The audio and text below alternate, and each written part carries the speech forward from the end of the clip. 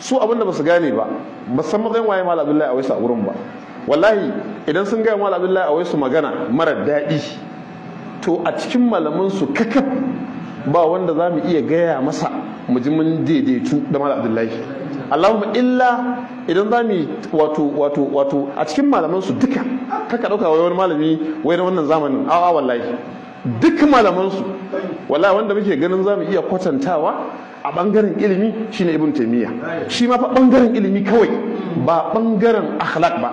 Wallahi allazi la ilaha illa huwa, halayen Malam Abdullahi Awaisu ya fi na Ibn Taymiyyah girma a gurin Allah da manzon Allah.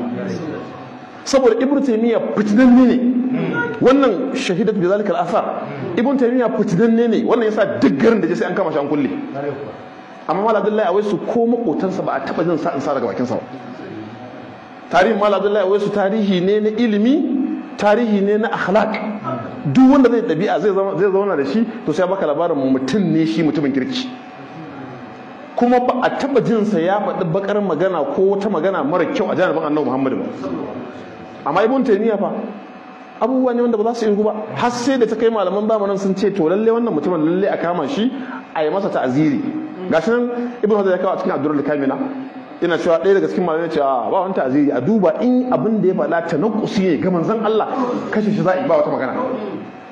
To mutumin da ya zama to a haka, wanda kuma haka ya tafi da rayuwarsa, ba abu ɗaya ba wanda za mu ɗan ji misalai da yawa.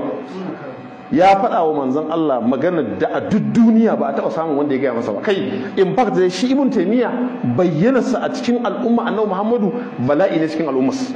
Tunda izo wallahi musulunci bai zama lafiya ba.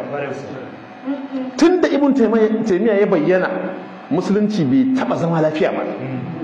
Kuma ka auna yanzu ai duk mai hankali ya sani, duk wanda yake intima'i zuwa Ibn Taymiyyah ya san idan kana neman yan ta'adda su ne, ISIS su ne, ko yan Boko Haram su ne, ko ba ka ba sa al-Shabab sa al-Qaida duk su ne.